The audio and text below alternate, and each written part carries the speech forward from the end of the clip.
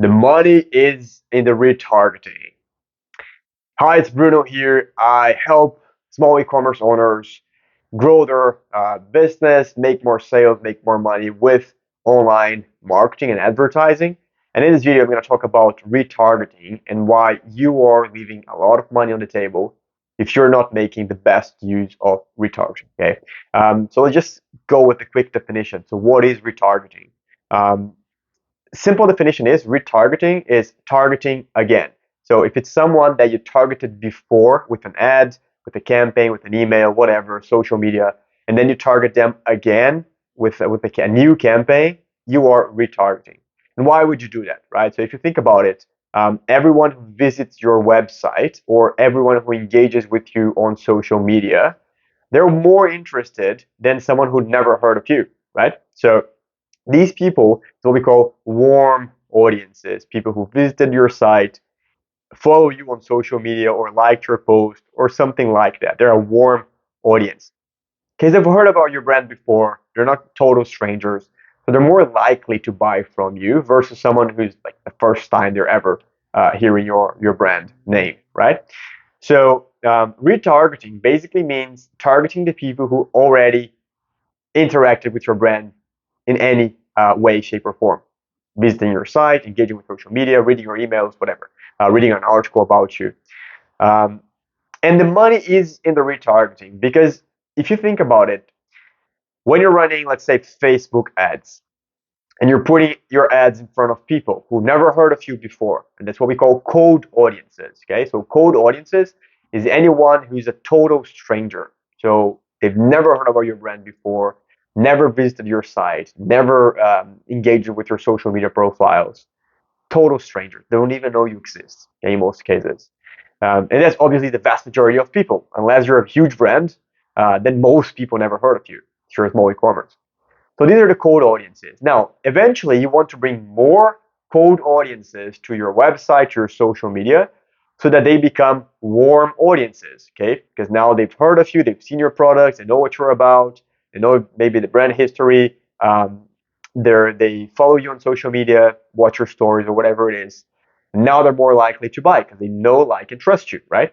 And then there are hot audiences, and hot audiences are basically just existing customers because you want to sell to them again and again and again, obviously. And then also people who maybe added your products to the cart. They're just like on the fence about buying, but it's already on the cart. They're thinking about it. That's where you have some emails to abandoned cart emails and even ads for people who abandoned their checkout. So that's how we basically, in marketing, we treat audiences as cold, warm, and hot. Okay, cold audiences, and it's like a funnel, right? When we say marketing funnel, that's where it is. It's a funnel because the top is broader. So if you think about the cold audiences here, virtually everyone, most people in the world are a cold audience to you because they don't know your brand. Then the warm is in the middle, so the people who visit your site, engage with social media, and so on. So it's fewer people. And then the bottom of the funnel is very, very narrow, but they're super hot, right? Because these are people who already purchased from you before, know you very well, have been following you for a long time on social media, had your products added to their cart, and just like thinking about buying whatever. So these are the cold audiences. So if you think about it, the cold audiences are the least likely to buy, precisely because they've never heard of you before. Imagine you're scrolling Instagram and you see an ad for the first time, and maybe it's a product that you like. So maybe it's like a pair of shoes, and you're scrolling Instagram and you see this ad for this beautiful pair of shoes. Okay, you're like, wow, beautiful shoes, I like it. But it's a brand you've never heard of before. Okay, you don't know anyone who owns shoes from that brand. You've never heard of them. You don't even know if they're legit or not, right? And then you see this ad, you like what you see. Most people, they don't even click, right? They see it, they like it. Oh, okay, I like it, and they just keep scrolling. Okay, if they see it again and again a couple more times, then they may decide to click it. They see it again. Okay, I've been seeing this pair of shoes for a while. Let me see how much they cost, right? Let me just take a look. Let me check other pictures, and then they click the ad and they go to your website, your product page, or whatever, your home page. And that's where they take a look, check the price, maybe check the sizes, the colors, read some reviews on your page, read the description, what is it made of, and so on. What's the refund policy? Kind of like just to know if the brand is legit or not. But how many people do you think see an ad for the first time, click it, and buy right then and there? Very few, very few, right? In fact, on average, 1 in 2,500. 1 in 2,500, right? This is obviously a difference from one brand to the other, but like the average is when 1 in 2,500. So if you show your ad to 2,500 people, one will just see the ad, click it, and buy. Okay? Maybe not like exactly at the same minute, but like over a couple of hours or days, they'll see the ad, click it, and buy, right? The first time they see it.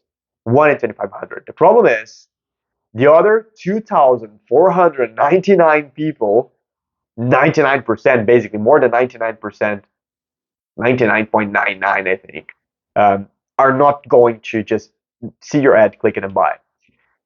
Because they need to see reviews, they need to talk to their friends about, hey, have you heard about this brand? They need to do some research, they need to compare with other brands before they actually make a decision to buy. And if you just show your ad to the cold audiences, which is what most people do, okay? Most people who don't have experience with Facebook ads and other platforms, they just run ads for cold audiences. Maybe people interested in shoes, right? That's it. Like people, men aged 25 to 35 who are interested in shoes, and that they're targeting on Facebook. People who never heard about your brand. Maybe there's like I don't know 20 million people in the U.S. Who fit that criteria, whatever it is. And then they don't know why they're not making sales. They don't know why they're spending a lot of money on advertising and not really making a sales, not getting a ROAS, a return on their ad spend, not seeing a profit. And the reason is you're only showing your ads to the people who are the least likely to buy it. Okay? And you don't have the rest of your funnel. You don't have the middle of the funnel. That's the top of the funnel, right? You don't have the middle of your funnel with the warm audiences, and you don't have the bottom of your funnel. Because what should happen is you show your ad to someone a couple of times, okay? They click it. Once they click it and they get to your website or maybe to your social media, depending on how you're doing your campaigns, then you need to remove them from this first audience and move them to the second audience, which is the warm audiences.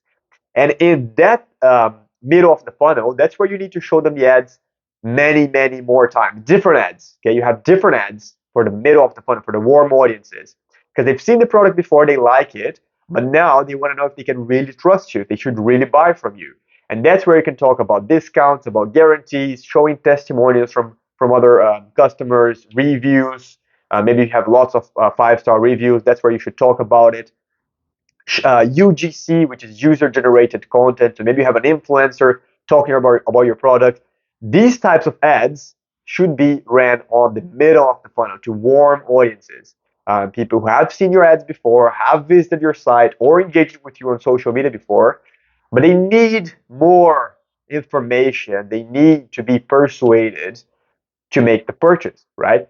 So that's where you should be spending a decent percentage of your budget, maybe 20 to 25% of your ad budget on warm audiences. Okay, so you spend a lot of money on cold audiences. When they click your ads, visit your site, or engage with you on social media, then you bring them to the warm audiences. There are ways to do that on different platforms. You exclude them from one audience, add them to another audience automatically, right? And then you show them different types of ads. So now they start seeing a different type of ad. They don't see that first ad anymore because it's repetitive. Now they see a different type of ad, maybe a couple of different ads. And then if they end up adding your product to the cart, then you remove them from that warm audience and add them to the hot audience because now they're ready to buy. You just need to hit them with maybe a couple of discounts, maybe limited stock, last running out of stock or something like that, right? Last 3 items, whatever it is, to get them to make the purchase, right? Get them over the fence, over the edge. And then also you can target your previous buyers. So people who already know you, they like you, they purchased from you in the past. Maybe you have some new launches, some new drops. You want to run ads to people who already purchased from you because they're very likely to buy again because they know your brand, they like your brand. They just need to see the new products, right? Or whatever it is, new collection. So this full funnel structure, as we call it, where you have top of the funnel with the cold audiences, middle of the funnel with the warm audiences. And there are many different types of warm audiences, okay?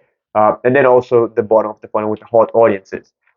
You need to have that structure in place. I'm using Facebook ads here as an example. It's the most common example, but that also works on Google. That also works on other platforms.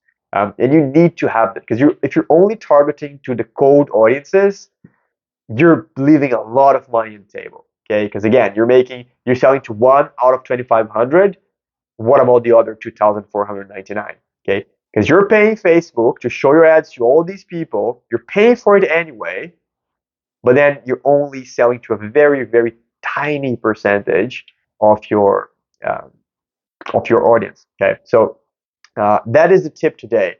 If you're running Facebook ads, make sure you're using a full funnel structure from the beginning, from day one. Okay, and if you have no idea how to do this, again, you have a couple of options. One, you can hire a marketing agency. There are some good ones out there. I manage one myself, but you're gonna be spending $3,000 to $4,000 a month minimum. Okay, that's just a fee. Then sometimes they also charge performance fees.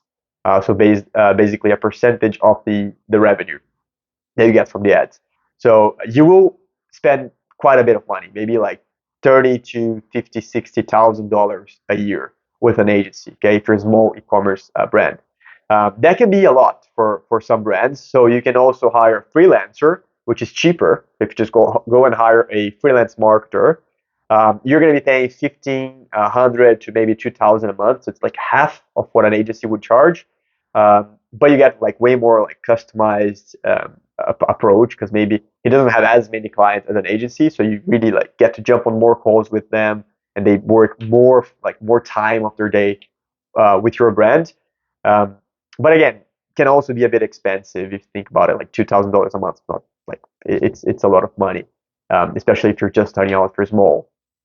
And also, you don't know if they're going to do a good job or not. And there's no like money back guarantees or anything like that. So you hire the agency, you hire the freelancer, you hope they do a good job. If they don't, you just wasted time and money. And then the third option is the do it yourself. So learn yourself how to run Facebook ads, which is what I recommend to small e-commerce owners. If you have a big brand, then just outsource it to a good agency. But if you're maybe making between like 10, 20 to maybe $50,000 a month, where the agency fee would be like 10% of your revenue, right? Which is a lot, just in agency fees. We're not even talking about profit, we're just talking revenue. So it's a lot of money. So in that case, I think you should probably learn it yourself. That is the absolute best thing you can do. It's gonna take you a couple of weeks only, okay? It's way cheaper, it's just like a course, and then you will have the knowledge of how to run effective Facebook campaigns for your e-commerce store, and then you can just launch lots of effective campaigns, test different ads, and you will know exactly what to do. What type of campaign you should launch? How do you select the right audiences? What should you exclude? How do you make sure you're targeting the right people? How do you make sure that when they click the website, they're excluded from the top of the funnel and then added to the middle of the funnel and so on? And also, like, what are some audiences that you should definitely test because they probably will perform very well? What ads you need to test in different stages? So yeah, a course like that is definitely what I think you should do, and that's why I created one, right? So we have this new course on Facebook ads for e-commerce owners, where I'm basically teaching you the A to Z of running Facebook ads for a small e-commerce store. That is like the one person, the one avatar that I'm helping is the small e-commerce owner like you. If you're watching this video, probably like you.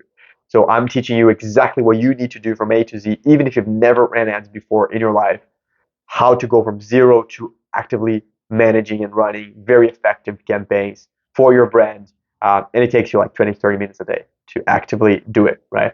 So in my opinion, hands down, the best return on investment that you can make because it's like a small fraction of the cost of hiring an agency, like less than, I don't know, like it's fucking 3% of the price of an agency. And you're going to have the same types of results. Same types of results. Because what I'm going to teach you in this course is what we do at the agency. And what I do, because I train media buyers, so performance marketers at agencies, I train them. I'm a consultant to agencies. And I'm going to give you the same training. So if you're starting from scratch, in a couple of weeks, you will know exactly how to run a Facebook ads account for your brand. And then you can do it like with your eyes closed. It's really, really easy once you know what to do. So yeah, 100% recommend you check it out. There's a link in the description. Have a read on the page. So check what's included, how the course works, what's the price, what are the guarantees. There's some crazy guarantees that I'm offering there. Basically, I'm guaranteeing results. So yeah, just lots of cool stuff. Check the page. I think you'll like it because the other alternative, like I said, is hiring an agency or hiring a freelance marketer. They're way more expensive. So this is the cheapest way to have results with Facebook ads, and is the only one where you get to acquire the skill set that you can carry with you for the rest of your life. It may be other ventures, other businesses, or just for this business when you're scaling your brand. You know exactly what to do. But yeah, check it out. And if you have any questions about audiences, Facebook ads, making more sales, making more purchases, just leave a comment below, okay? And I'll reply to every single comment with insights and tips, okay? So yeah, hope you like it and see you soon.